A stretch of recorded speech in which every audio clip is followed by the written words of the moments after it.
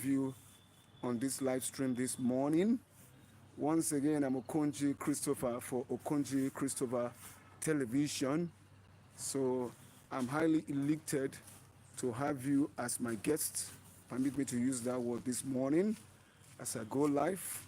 First of all, I say good morning, good afternoon, or good evening. I don't know what part of the world you are right now or what part of the world that you are connecting from. Whatever part of the world you find yourself, I want to say hello. Once again, you are welcome. It's a pleasure to have you as part of my live stream in this morning. Well, I'm highly elated this morning. I'm excited coming from sport, and I felt I should just have a chat with you. I mean you. So if you are there with me, please hang on. And please, as you are coming in, make sure you do the needful. Go, make sure you like, and as you like, comment.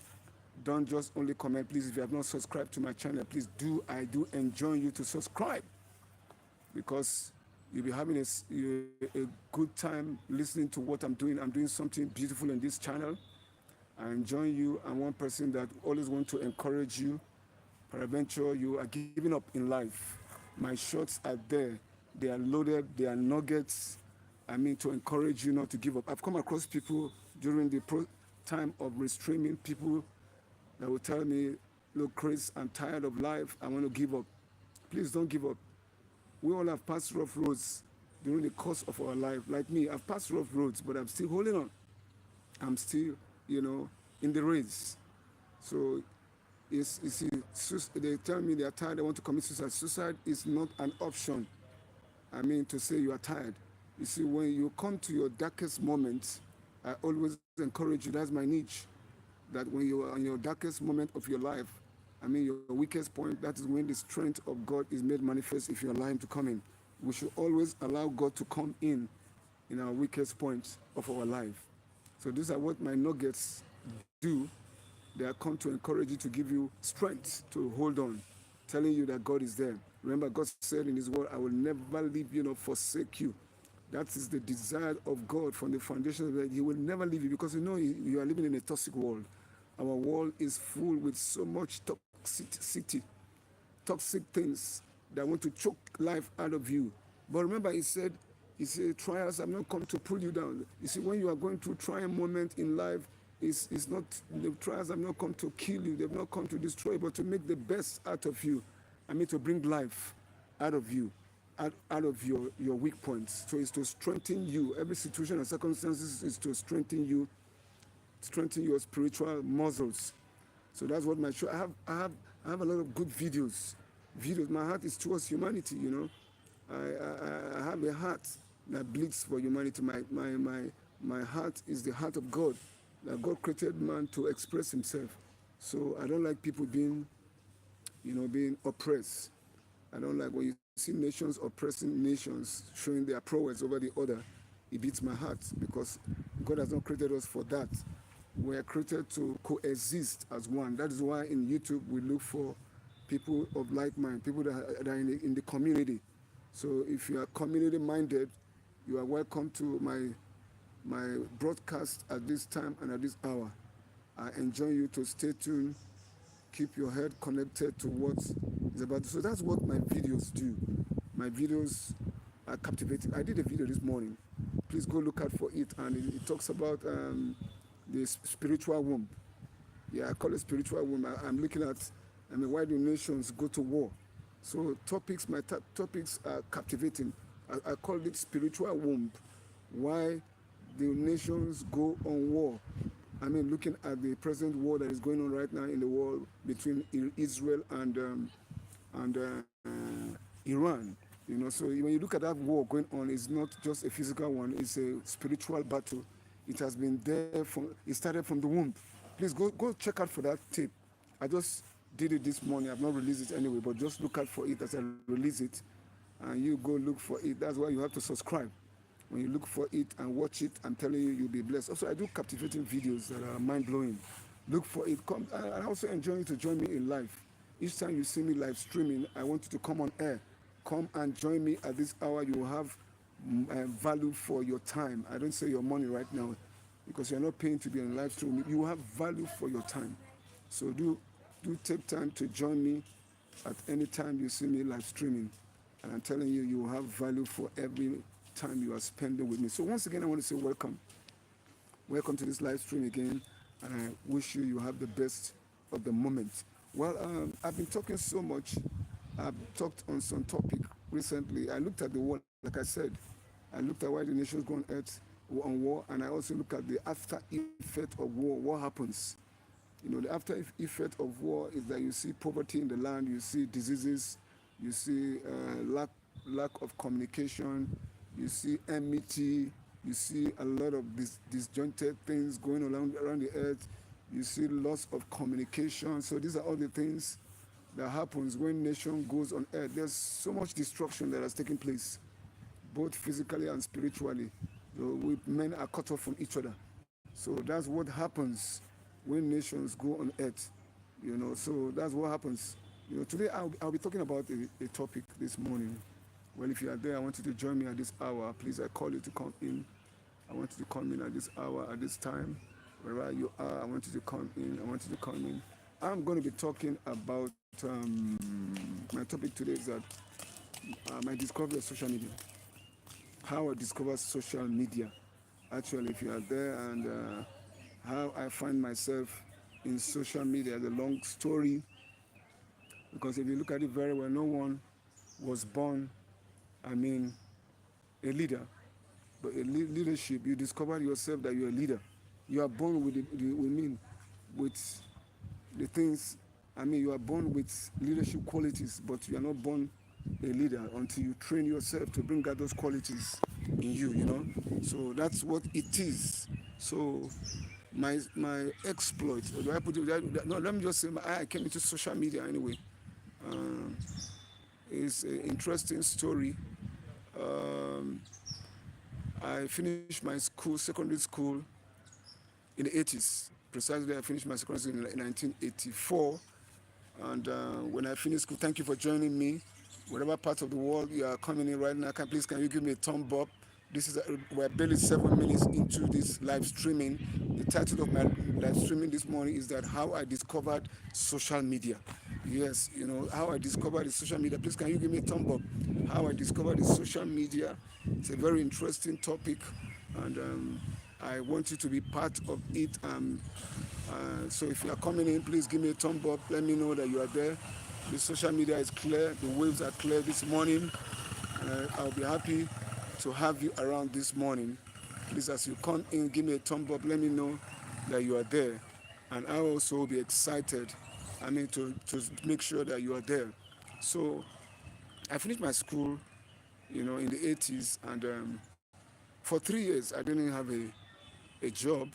I didn't have anything doing. I couldn't further. I didn't get admission immediately. I was not one of those people that were fortunate to have an admission when they finished school in the 80s. And I stayed home for about 3 years, no job, nothing. Then, fortunately for me, there was a good breakthrough that came. Precisely in 1987 in Jos. I was living in Jos. Thank you for coming in. I'm just talking about my sojourn into social media. Are you a social media person? Let me know. Please don't feel you are the first person connecting. Let's just stay tuned so that other people will join us. I'm talking about my sojourn into the social media, So at that time, films have not come to Nigeria like we have it today. That was many years ago, about 30, 40 years ago, if I can remember. 30 years or so, 30-something years ago. And,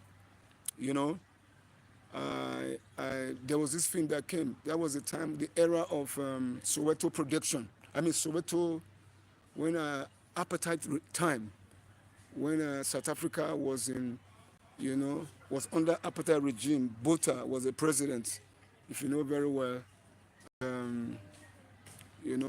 South Africa was in chains, let me use that word. And Nelson Mandela was in prison, a man that was incarcerated for because of he wants to see his people free. He's a freedom fighter, actually, a pan-Africanist of our time, So he was in jail for 27 years at that time. So there was that time of apartheid. There was a cry, there was a clarion call to end apartheid. The world is full of crisis. There's crisis going on in the earth. Everybody was clamoring for, apartheid regime to be stopped. And that was that time, in that period, 1987. So there was a production that came, I think it's from America. They call it Soweto Production. So as a young boy in my 20s, I was enrolled into that production. That was one of the first production that came into Nigeria. Yes, film production. That was the first production. I can be proud to say that 30 years ago. The Nollywood we have today in Nigeria, it's about 20 years plus now. We have not had, you see, man is evolving. We are moving from one level to the other in Nigeria. At that time, Nollywood has not come, and we were the young boys of that time. So I was privileged to be part of the cast. We were casted to act extras. So interesting film, Soweto Production they call it. We did in 1987. So that was my first experience into the social media. You understand? It's so exciting. I'm telling you about my world right now. It was exciting. It was the first time it afforded me an opportunity to mix up with different white people all over the world. In short, it was a good opening at my age. So I was opportune to mix up with people that came from different parts of the world to shoot that film. I mean, Hollywood artists and actresses and makeup artists and what have you again. Nollywood actors and actresses came to act that film, depicting what is happening in South Africa, the apartheid regime. There was a film done about it in 1987.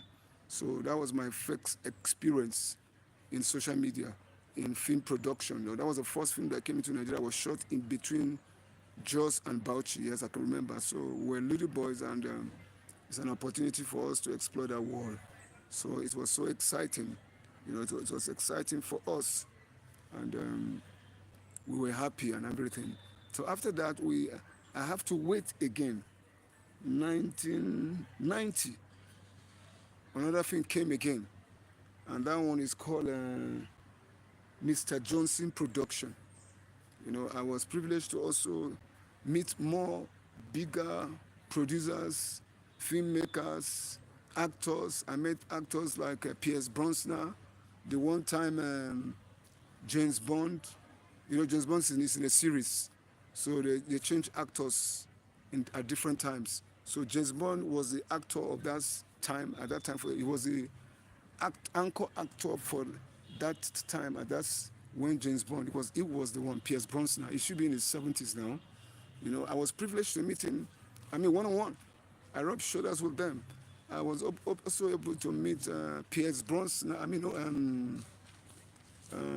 Menad Ezeashi, I think he's from Nigeria, was the actor of that film. I've forgotten what that film was depicting.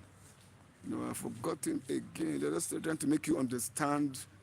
I've forgotten what the whole lineup of the film is all about right now. If I remember, I'll let you know. So Menad Ezeashi from Nigeria was the main actor of that film. And Pa Ogunde, the one-time Doyen of Nigerian theater, is also acted in that film. I met a lot of Nigerian filmmakers like Tunde Kilani, if I could mention, and some other artists of yesterday. Many of them in just at that time I can mention, like Zamai and all those things. So I rubbed shoulders with a lot of actors and actresses at that time. So that was an exploit for me. It was an opening to go into a different world of social media. It afforded me an opportunity to rub minds and rub shoulders and open me up, so in a way, as a young boy. So it's a moment of exploit for me. It's a great one. But one thing I can simply say about that film is that it was also shot between Jos and Bauchi. At that time, that was the second movie that came. It was shot between Jos and Bauchi also, But one striking thing I want to bring out here is that was the last production that Pa Ogunde was that time was called the Doyen of Nigerian theatre. Pa Ogunde, Herbert Ogunde was the Doyen of Nigerian theatre. That was his last act, short. I mean, at that time he died in 1990. He was sick and was hospitalized in London. But you know, an actor is always an actor. Even when it's your last days, you also want to come out and, you know, and give your artwork. So he was sick, but he demanded that it should be brought. Thank you for coming in. I'm talking about right now my how I discovered social media world. Please, if you are coming in, can you give me a thumb up? Let me know you are there so that we can have some swell time. Just can you listen to my story? It's very, very important. I just want to let you know about my story. So I'm talking about my sojourn in the social media. So at that time, he was acting. I mean, he was sick, but he demanded that they should bring him back to Nigeria so that he can act his last part. And they actually brought him from London. I think it's the Crowell Hospital in London. He was brought on a stretcher. So he came to perform his last act. I saw him live. I was working in that film. I was working behind the scenes. I was working in sounds. There's a department they call sound, and the department that records the audio that you hear in film. That was my part. That also opened me up to a lot of tricks about filmmaking and everything. You know, so it afforded me an opportunity to know a lot of people and to know a lot of things about filmmaking. You know, so we finished that production, and like I told you, so it was an eye opener for me. And I did not just end there. In that same year, God gave me an opportunity. So you see, at the early age, God was just opening me up, you know, opening me up to social media. That what I did again was that another movie came. You know, another movie came, and I didn't even tell. Let me take a detour before I come back to this second movie that came. I didn't say it well. My sojourn in social media. That's the title of this topic that I'm taking right now. Before I went for this film production, the first production I did in 1987. Immediately I finished school, about 1 year after, I think I went into radio. I was doing radio programs. When I went to Radio Plateau in Jos then, I was also in television doing some little drama with NTA those days. And I was also writing. I was a writer. I write for Nigerian Standard of that time, Nigerian Standard in Jos in the 80s. I was a good writer. My column I handled there is the entertainment column. I always write there. You hear me? My name then was Christopher Joseph Okonji. No, sorry, Christopher Joseph Jr. That was the name for those that know me by that media name. I participate in so many radio programs, and that's my sojourn right now, how I discovered social media. So many things like that grew me there. After then, in 1987, I went, film production came, and I went for my first film production. So I'm telling you how I discovered social media. Now, let me come back to the third movie that I did in that same 1990. You know, a movie came, and that happens to be it was a movie called Kastamuche. It's titled in Hausa. It was a school project of the late Prime Minister's sons, Sadiq Abubakar Tafawa Balewa. That's Sadiq. His son finished school in London, and he decided to come and do his school project in Nigeria. And I was engaged in that production again. That was my third film production. So you see, it's affording me a lot of opportunity. I meet more white people again from different parts of the world. So I was mixing, and one thing that gave me that I kept traveling to localities, meeting the natives. I think that was where I developed the mindset of, mixing up with humanity. That was where the flair of having feeling, for humanity came in, because I was mixing with the natives. I was mixing with people in the localities. You know, it afforded me to have a relationship with the natives. I moved very close to people in the villages. We were traveling to do movies, you know, so that was my expert at that time, you know, so that is it. So we did that project between Jos and, Jos and Bauchi was the two states that film were evolving from, you know. That was in 1980. Yeah, 1980. Yeah, I'm mistaken. Yeah. I think, 1980. in the 1980s. So I did that movie. It afforded me so much experience. I had so much experience at that time. And they say, well, experience is not the best answer, but experience also has a way of doing a lot of things in your mind and afford me so much. And, you know, so it gave me so much, experience and maturity. Then I finished that same production in 1990 after meeting with people like the son of the late Prime Minister Sadiq Abubakar Balewa, met so much people, and God told me to go back to school. And I came back. When I came back from that production, I went into business as a young man. I started business immediately, buying and selling. And I heard God very well say, He spoke to me, go back to school. And I went enrolled in Nigerian Film School Institute. I was the second set. We were the second set of students in that school, Nigerian Film Institute. I was the second set. So that was my experience. Since then, we started, exploring that world and everything. And after that, in 1990, I think Nollywood came in 1990, if I'm not mistaken. Yes, 1990 to now is about 30 years. Yeah, this 2020. Yeah, Nollywood is about 1990 something. Nollywood came in. So from there, after those films came, production started coming. Before Nollywood came in 1990, I think so, 1990 something. Yes, Nollywood came in 1990 something. So what I'm trying to say is that we were one of the first people who were doing movies. Nollywood has not come then, but I didn't continue. After finishing school, I started an NGO, which metamorphosed into Save the Education and Health of the Child Foundation today. Like you can hear it, and we have been marching on. So that is my exploit to social media world, and it has afforded me a lot of experience amongst people. So you can see that you find yourself in a world and things are going on and you are pushing. So it's a world of its own. If you ask me my experience and how I felt about it, it's so interesting and intriguing, to belong to the social media world.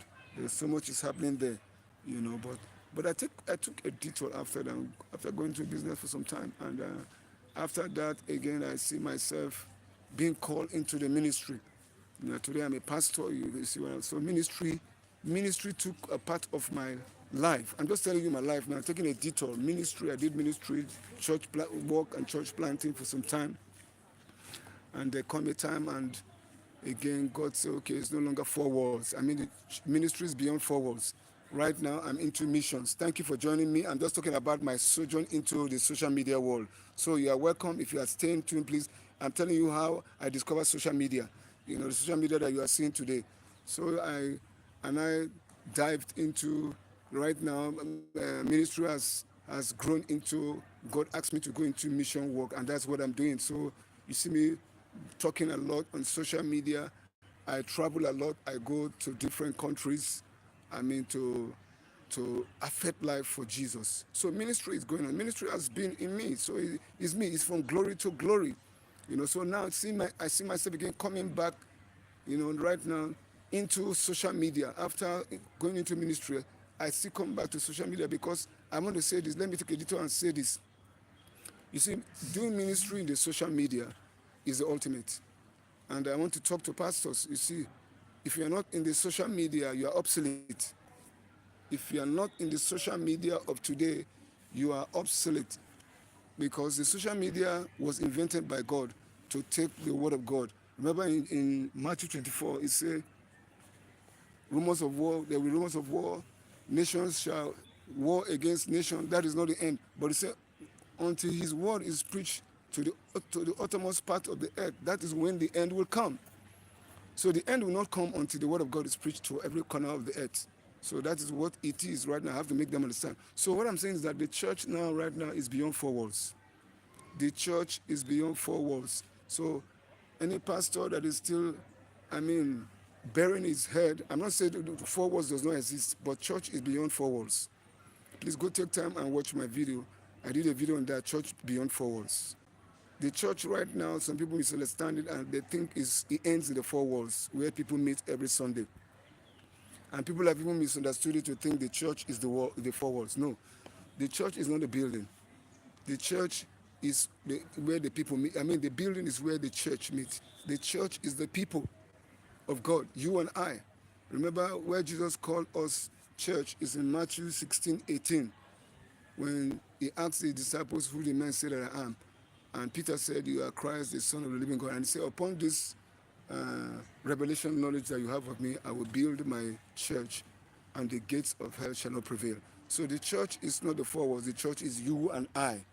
I want us to know that. I have to make that categorically clear. That is what it is. So, like I'm saying, any pastor that is not in the social media is obsolete. Because the church right now, remember, also, is it in Mark 15, Mark 11:15 or so, when Jesus was about to depart the earth, he told his disciples, he said, go into the world and make disciples. So the church is beyond four walls.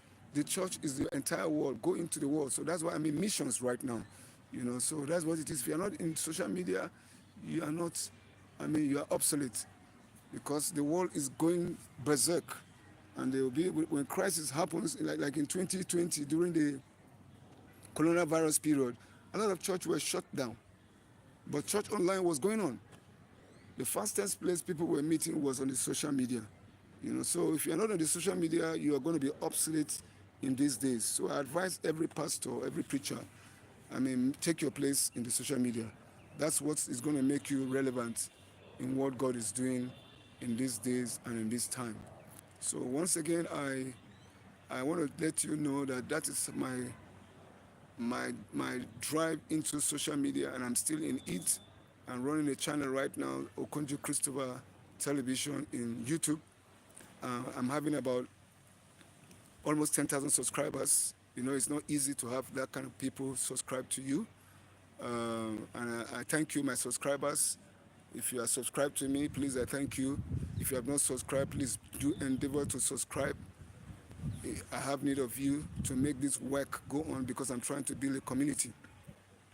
Remember, community, you can't function without a community. So I need you just the way you need me, so that we can work together and put things in place. So that is the journey to social media. I'm telling you, social media is the only way where you can express yourself fully. And now I'm still in social media. I'm taking my time to build a community. The community of the people are the people that will expand what God is doing through you, with and through you. So if you have not come in, I still enjoy you. Please, wherever part of the world that you are right now, please come in. I'm live right now. And it's a time for us to collaborate together, to do things together. So if you're in the end of the world, I want you to join me at this hour, at this season. I want you to come in so that we can talk, so that we can have a network and do things together. So the life I'm telling you about my sojourn into social media, I'm telling you, is a thing of, interest, because you're able to express yourself better. So I'm going to talk a little bit about, just a little bit, in 1 minute or so, you working with YouTube. YouTube is exciting. It's a world of its own. It's a wild world of its own. And for you to belong in YouTube, you must be ready to work, because it's the most organized social media among all the social media that we have. Because why? They are very structured and they are very detailed. So for you to work there, you must be ready to work. And YouTube, the people will say, is the hardest social media you can ever find. But if you are there and you can work, and stabilize and monetize and begin to do things, then you are fit to join them, because they are looking for people that can actually do the work. So YouTube is not a platform for you to play. It's a platform for serious people. You must know what you are doing, and you must know your niche. You know what you are carved out to do, and do it well. And when you function in your capacity, you'll be lifted and you'll be appreciated. YouTube will always tell you what you are doing and what you are not doing. So I think it's so structured. I've not seen a world like that. They tell you where you are missing it. They tell you where you are getting it. It's a place to belong. It's not just about monetizing, but if you can work with YouTube, you can work with any organization in the world. It's not just about you traveling out, but you I mean, working with that organization, you are fit to work anywhere because they will stretch you to make sure you have something to offer. If you don't have anything to offer, you can't be in YouTube because you can't be patient to go through the rudiments, the school, the K to. I mean, like someone said, you graduate from one level to the other. That's what YouTube is all about. So if you are able to maintain that level of discipline, I mean, you can work anywhere in any organization in the world. So I appreciate YouTube for what YouTube is doing. I'm telling you. So that is my sojourn to social media world. And today I will tell you I'm excited. I'm on other social media like TikTok, like Instagram, Facebook, and other ones, but I'm not doing much there as I'm doing in YouTube. I'm just making my feet strong in YouTube. So that's what I'm doing. So once again, I appreciate you for being part of me. And I hope that anytime I'm coming live, you will come again. So thank you for being there. And I appreciate you. And I love you. Thank you again. What's up, man?